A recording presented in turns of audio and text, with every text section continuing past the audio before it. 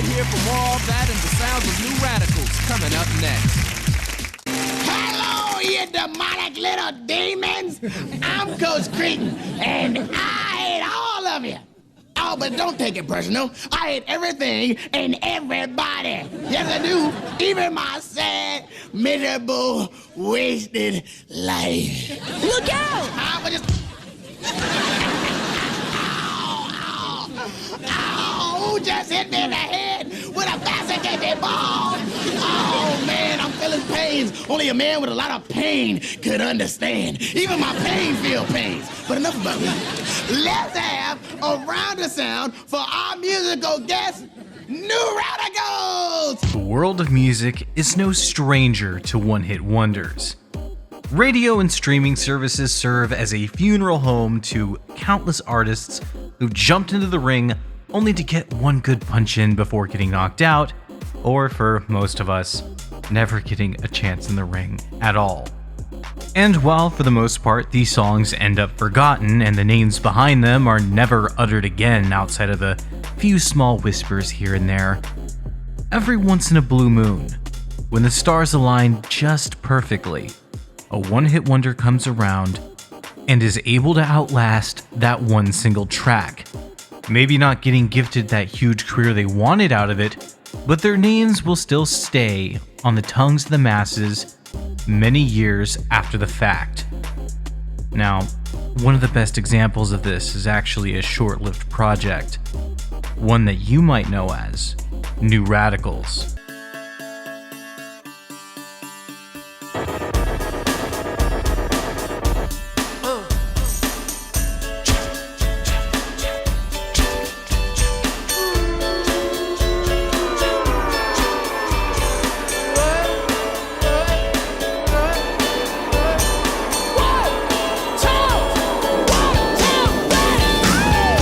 Ah yes, the duo behind that song that you heard at the mall a million times, or otherwise known as You Get What You Give, which has served as a bit of their ghost haunting the charts and radios since 1998, and even caused a bit of drama and controversy during the closing years of the 90s. Even if you have no idea who the hell New Radicals are, it's safe to say that you've probably seen this ridiculous album cover at some point in your life, or at least heard singer Greg Alexander's nasally voice at some point. And while for most, that's their end of the story. They'll hear the song and they'll either remember it fondly, negatively, or it's, just dust in the wind to them. But for spurgs like me who live for this kind of thing, New Radicals is actually a very interesting take to look at. Just peering into the background and story behind the band actually ends up telling a much more almost tragic tale, for lack of a better term, than you would expect. It's one of failure, triumph, and a deep desire to abandon the fame and success that was once the driving force behind their entire project.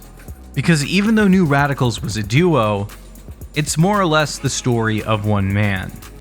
And the story of New Radicals is that of the story of Greg Alexander. And his tale is one that is well worth your time. Because as surprising as it may be, the story behind this one-hit wonder is actually quite a bit deeper than you would expect. So why don't we rewind our clocks back to 1998, throw on some windbreakers and our hipster bucket hats, and take a look at the sad story of New Radicals.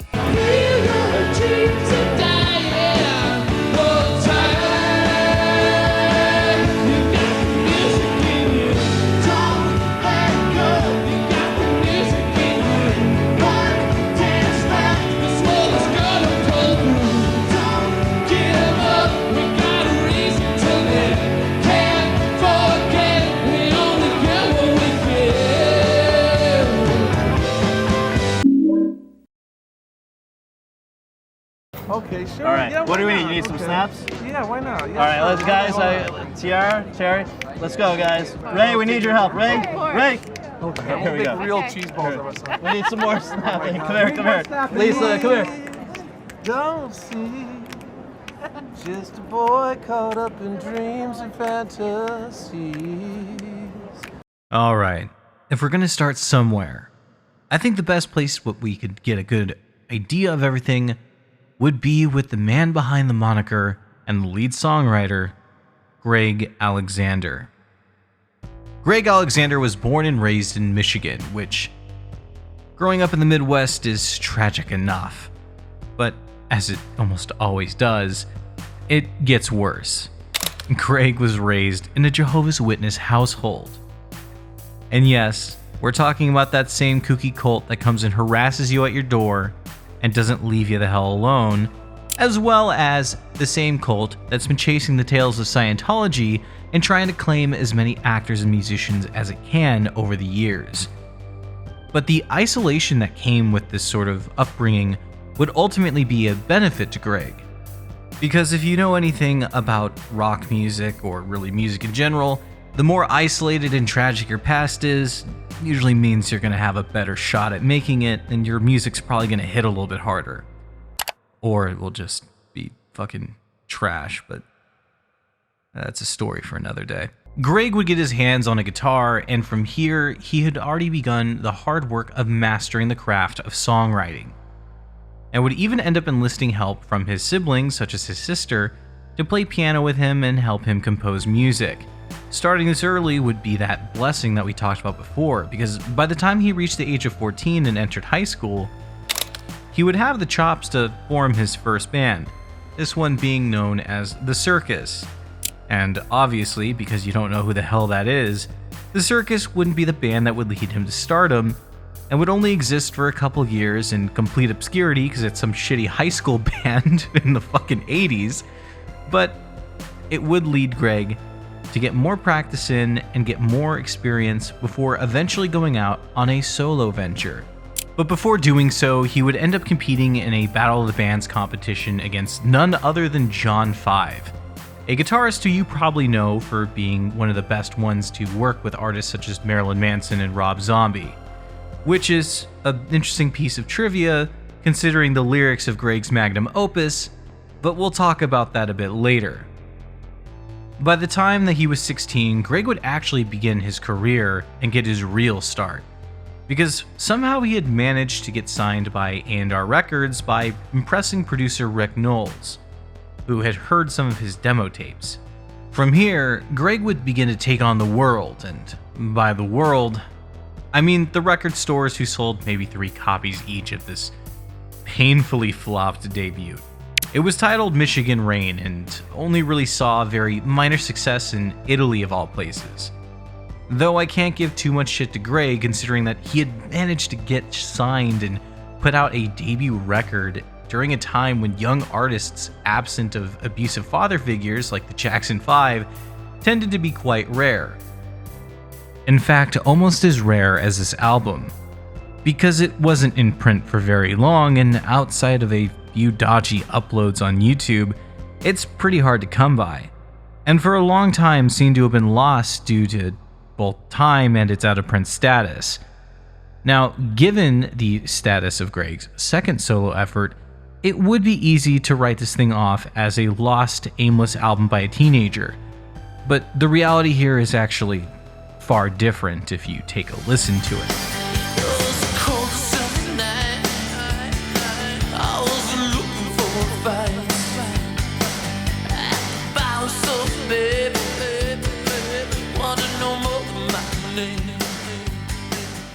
Michigan Rain is actually a pretty decently competent alt-rock record for late 80s standards. And while it's nothing too amazing, it's still a decent listen. I mean, here you go.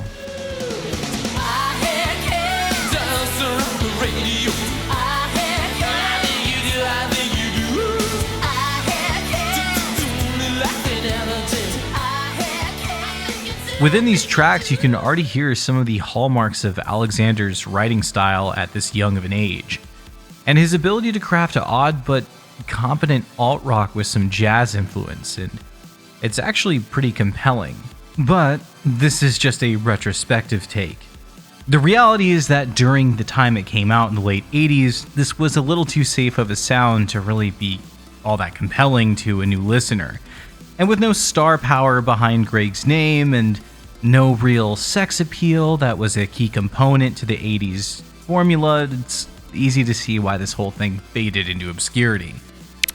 On that end, I'm sure the cringy album art with Alexander looking like fucking Nosferatu on the cover didn't help either. But even with the lack of success behind this project, it wasn't a complete failure, as it gave him quite a bit of connections in the industry, as well as would be a project that he'd be able to shop around to other labels who may be willing to give him a shot. And that's exactly what he would end up doing, and would actually strike a deal with none other than Epic Records in 1992, recycling many of the tracks off of Michigan Rain into his sophomore record, Intoxication Fornication. Yeah, he wasn't good at naming things. This one is even duller with its album cover too, and is honestly a sign of just why things went the way they went. Because unlike Michigan Rain, which I can honestly say wasn't terrible and probably did deserve much more fanfare, the fact that Intoxication Fornication flopped was, well... Cause the things that make you happy make me sad. It was deserved. The name and artwork are great representations of what this record is going to be. And that's a total fucking mess.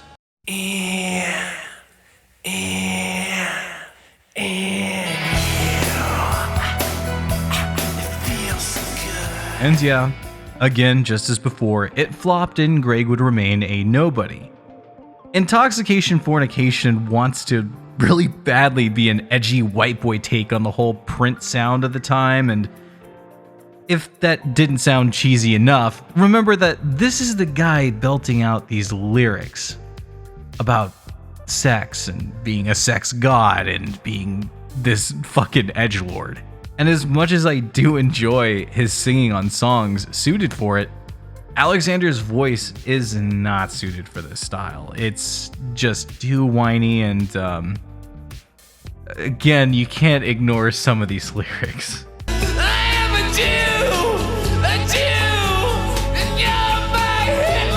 And after 2 failed projects to get his name out there and finding no real means to make it work, Gregg would end up opting to leave Michigan altogether and would pursue greener pastures in the wasteland known as New York. Here, he would end up doing work as a songwriter for hire and seemingly resolve himself to that role for the foreseeable future.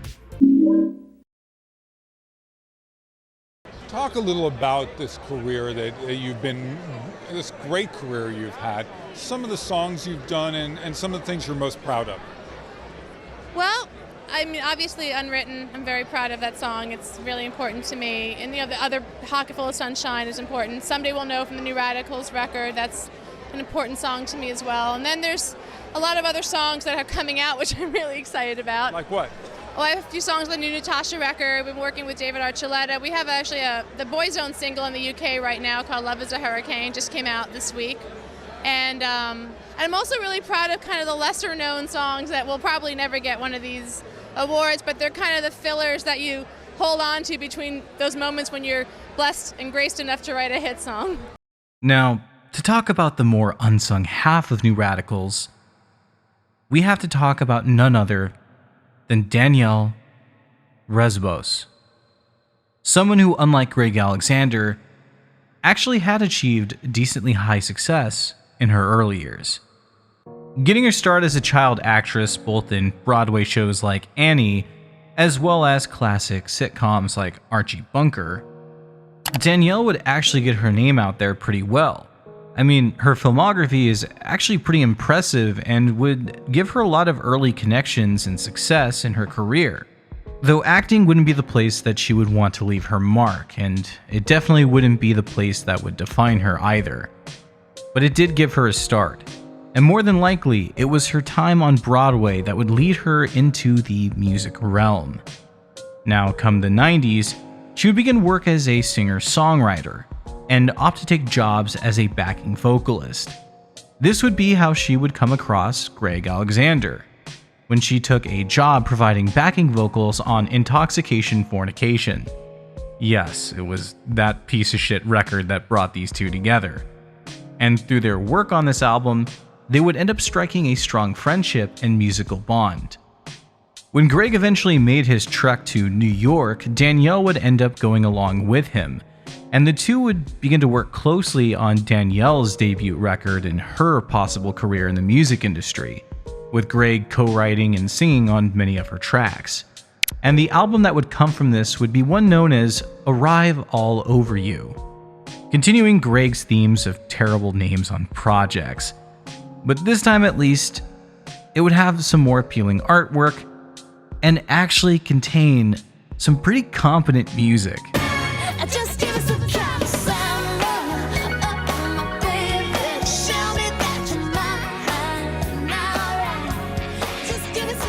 I actually unironically love this song. It's got that 90s cheese all over it that can sound incredibly dated from time to time, but overall is really fun to listen to. And that's the best way to describe most of Arrive All Over You.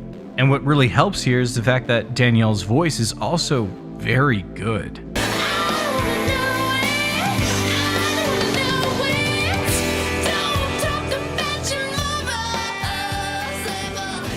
Again, it's nothing too amazing or life-changing, but it's definitely a step up from the other songs we've heard in this video so far.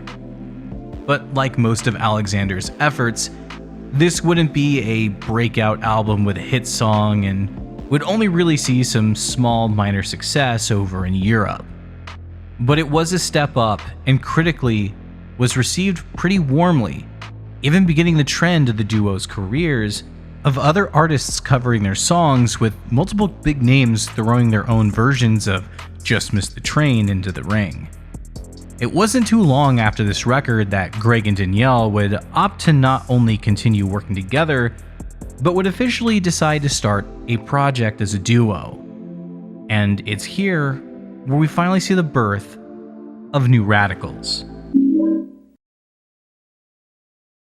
In one of your songs, in the You Get What You Give single, you kind of come out and diss Beck and Courtney Love and Marilyn Manson, calling them fakes. Why is that? What's the point there? Actually, the point with that was, because a lot of people ask me about that, is it ties into the whole concept of maybe you've been brainwashed too, which is it the media or the people that are perpetuating all the bull crap, for lack of a better term, all the peripheral stupid things that everybody focuses on, like worrying about what somebody wears to a movie premiere, or like focusing on the sex scandal in America, which is just a joke. Well, everybody's focusing on the sex scandal, they're not paying, with Clinton, nobody's paying attention to the real issue. Come 1997, Gregg Alexander would once again take another shot at breaking into the mainstream as a front-facing artist, this time with a combined effort of Danielle. The two would end up forming a duo, which was, I guess, technically supposed to be a band, but they were the only ones that were actual core members that wrote anything, as everyone else was just kind of a revolving cast of characters who would fill in different spots and play different live shows. They would end up getting a record deal with MCA Records, once again showing that despite the lack of name recognition, Gregg had a very big knack for landing deals that most other artists would die for.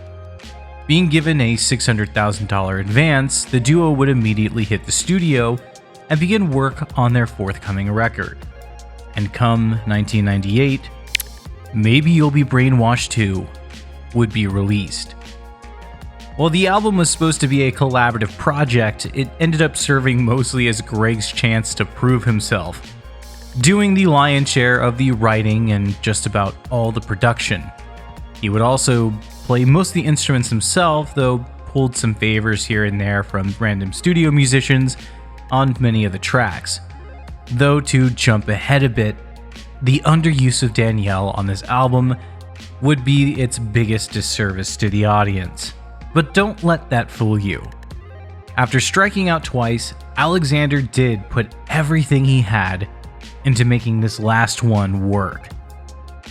And, well, the record is fantastic. It's hard to really put into words or the album itself into a single box into what genre it really is.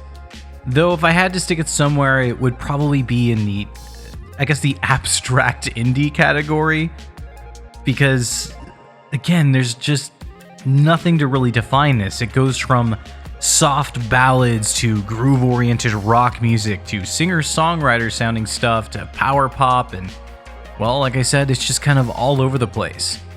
Though there is a distinctly old-school quality to it, and many of the songs tend to have parts or aspects of them that harken back to the 60s and 70s era of rock music. Even the album's opener is a bit of an oddball to start off with. We got a feeling like we're alive.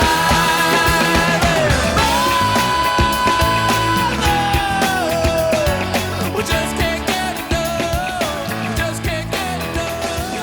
Mother, We Just Can't Get Enough definitely has the energy, but serves to be almost off-putting to listeners. Given the cover of the album and the lead single, which had already spent a long time dominating radio, a more pop-friendly hit would have been what you would have expected when putting this thing on. But instead, we're greeted with a groovy rock song, and with a chorus that almost sounds like it's a bit of a nod to Depeche Mode, given the name, but it's more than likely just a coincidence. But the off-putting nature of this opener was more than likely done on purpose to let anyone who bought the album that radio pop wasn't what they were going to get. Because if you even bother to read the lyrics to the single of this record, which we will get into, the entire thing is a bit anti-commercial in its construction. And as I said, it's contradicted by the album's second track, and the one that made them a one-hit wonder, You Get What You Get. You got the music in you, don't let go. You got the music in you, one dance left, this world is gonna pull through. And to this day, this is the track that defines this band. It's still played on the radio today, and it's still used in commercials and movies. And while you can criticize it for being a bit repetitive and samey, its vocals and lyrics are absolutely infectious, with some great guitar work here to fill in between the verses and the chorus. And it sticks in your head for weeks at a time. But like I said, this is where the album really shows itself for what it is and reveals its dark underbelly. All over this album are lyrics that just sit there with satirical and bitter verses, attacking politicians, banks, celebrity culture, and everything else that Alexander had grown to hate in his time since Intoxication Fornication. Health insurance rip-off flying, FDA big bankers spying, fake computer crashes dining, cloning while they're multiplying. The bitter contempt of these lyrics just comes full circle in the verse, especially when paired with the pretentious video of them and their followers storming a mall, though it's only really the latter half of the verse that tends to get any real attention, which follows the theme of many people just looking at the album, listening to it, and missing the entire point of it. But given the second half of this verse, it actually makes sense here. Fashion shoots with Beck and Hanson, Courtney Love and Marilyn Manson. You're all fakes, run to your mansions. Come around, we'll kick your asses in. Alexander had taken some shots, and, well, the press did what it does. It ignored the actual issues and jumped straight to the juicy hot drama. While not much came from these lyrics outside of Marilyn Manson's lukewarm response, it was enough to spark something within the growing number of hipsters who had grown sick of the glam era and equally hated the nu metal scene that had sprung in its place. And this would be where New Radicals would really find their niche, as they were a band who stood beside them and in many ways legitimized their frustrations with the scene at the time. I already mentioned pretension, but I really do have to stress how much this band and album just isn't for everyone. And neither is any of the associated projects. Gregg Alexander and his rabid fanbase really represented the angry hipsters who wanted to bark with some edge, but had no interest in the harsher music or the culture of it. And given the outfits and how the later hipster movement to the late 2000s dressed, it's easy to see the influence that New Radicals left. I mean, even the name, New Radicals, it's fucking over the top. But that's also part of the appeal. It's almost like the indie version of Smashing Pumpkins. And that comparison is duly so, because even Gregg's voice has some very big overlap with Billy's. While they both have a very unique vocal style in of themselves, they both share this nasal quality and cadence that's very similar. If you like one voice, you're more than likely going to enjoy the other. But just as with Smashing Pumpkins' Billy, the singing can be a deal breaker for some people. And that's extremely apparent the more you dig into Gregg Alexander's catalog of music, and Maybe You've Been Brainwashed 2 is no different. And this becomes more and more apparent as the record goes on. The dual nature of pop and pretentious songwriting can be found on the album's following track, I Hope I Didn't Just Give Away the Ending.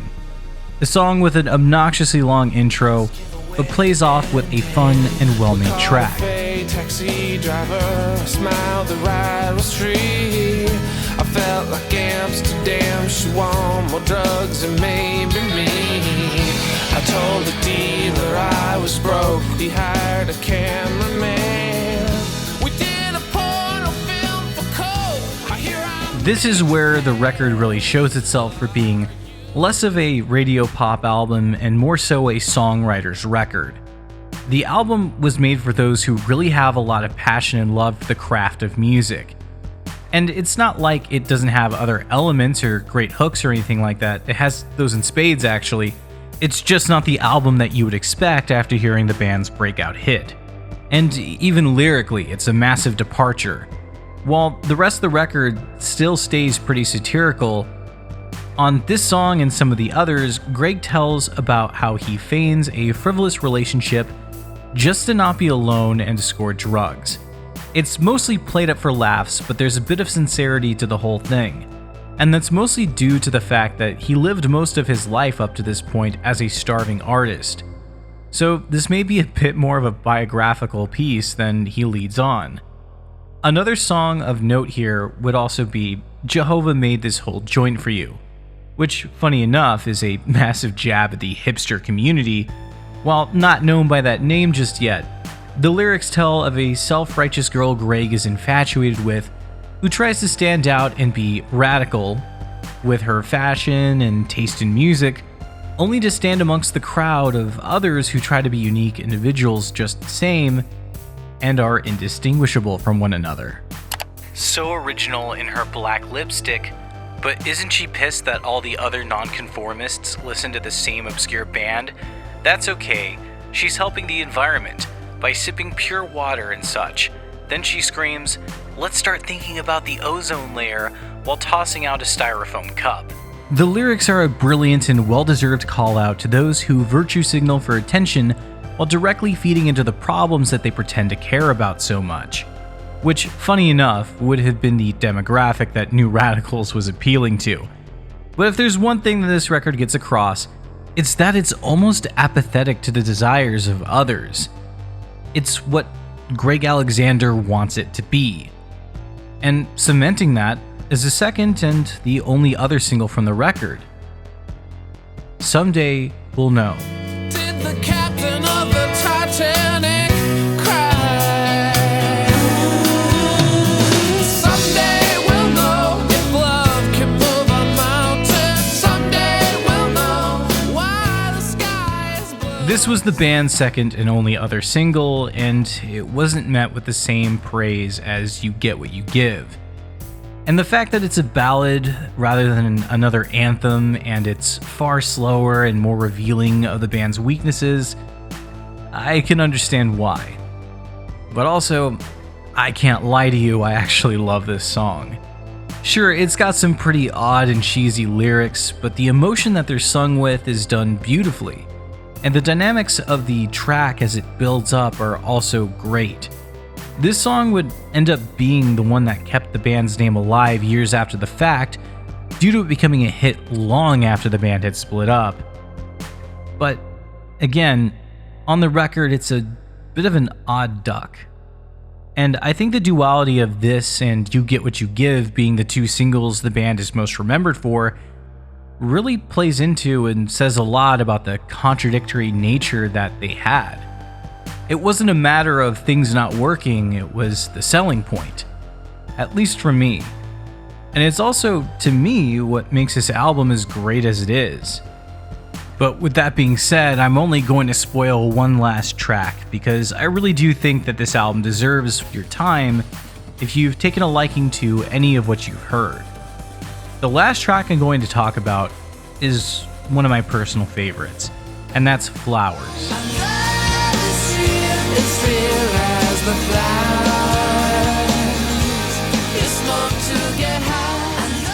You're 22, why aren't you free? Your mom and daddy's victory. A soul that's lived 1,000 lives. Don't hide behind a child's eyes. Yeah, I'm sure you've been missed before. And once you'd trust, they'd slam the door. But I'm everything I've claimed to be. You just need vodka and honesty. Yeah, right. The song is another stab at some upbeat pop rock and soars very beautifully, with lyrics that really call attention to the heart of the project, which was shining a light at the dark neglect that loomed over many at the time, believing in the lies of media, celebrity culture, and promises of authority figures that just keep them in line. It's a fantastic track and one that should also have been a single, but that's the thing. There's a lot this band should have done and gone on to do, but almost as quick as it started, New Radicals would dissolve, and any hope of a future for them would become nothing but should've, would'ves, and could'ves, and a distant memory of an era coming to an end. To say that the album was successful would be an understatement. It was beloved by fans and critics alike, netting extremely high scores from almost everyone. And thanks to the popularity of its lead single, it would lead the album to become platinum in less than a year of its release. Some amazing success for a debut release from a band with absolutely no star power behind it, especially considering the lukewarm reception of Danielle's output and the absolute flopping rejection of Greg Alexander's. But during its successful run here, cracks would already begin to show. Obviously, the album was filled to the brim with salt and bitterness, but Greg himself was feeling absolutely none of the spoils from his success. Every interview, every performance, that bucket hat would stand firmly on top of his head, covering his face. A stark contrast to the once-upon-a-time wannabe sex god that we saw before. Now just a shy and reclusive figure doing what he could to avoid the limelight. And after 2 years of hard work with the New Radicals project, and a single year of basking in the kind of success that 99.99% of artists can't even dream of, New Radicals would split up.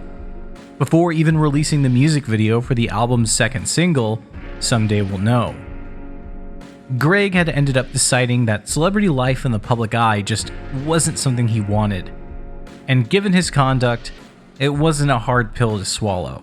He would talk in interviews on how he hated the traveling lifestyle, kissing radio personalities' asses, and just didn't want to spend the rest of his life as a one-hit wonder artist.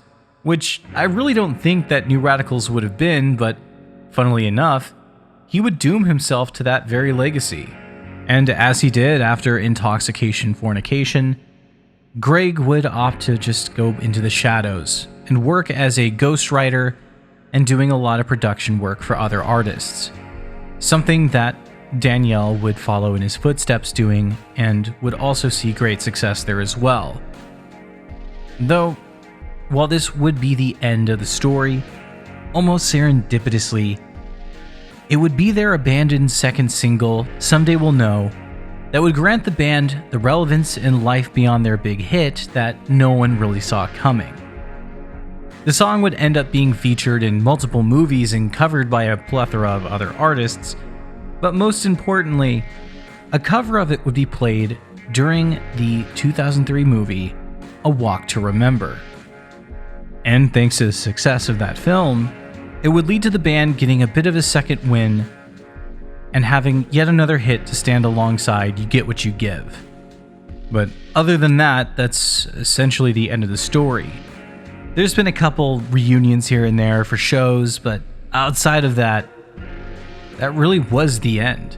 And it's tragic to think about just how far the band had got, only to feel like it was all too little too late. Gregg Alexander has marked his spot in history as an amazing songwriter, and will forever be known as one of the best songwriters of his time. But the bitterness of the decade he spent stuck behind a brick wall, and maybe even the fact that celebrity life and the successful spotlight really wasn't for him, doesn't matter. Because regardless, the legacy and the history of New Radicals is all we'll ever get. But maybe that's for the better. Because regardless, it's sad that we never got any future material, but at least what we did get was an amazing album and a very compelling story. Now, before you go, this is my wall of shame. The list of names who donate to me on a monthly basis, keep my lights on, and keep me making all these videos for you to watch.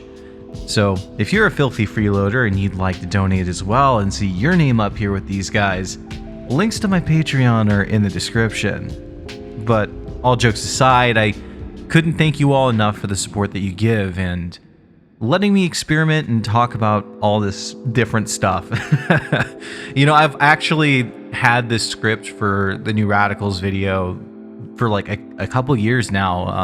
I actually wrote it in the summer of 2023, and I just kind of sat on it like, I don't know when I should put this out, because I know it's really different for what I typically do, and I have no real plans on exploring a ton of bands from this kind of genre. The whole, indie, alt rock, pop, whatever you label this, this sound, has never really been my thing. But with New Radicals specifically, I grew up with them, right? Like, my parents really liked their album when I was a kid, so I heard it a lot growing up, and it's always just held a special place in my heart. And, when I got older and I started looking into Gregg Alexander and more into the story behind why we never got any more music from these guys, it was just an interesting tale. I think deserves a lot more credit to it.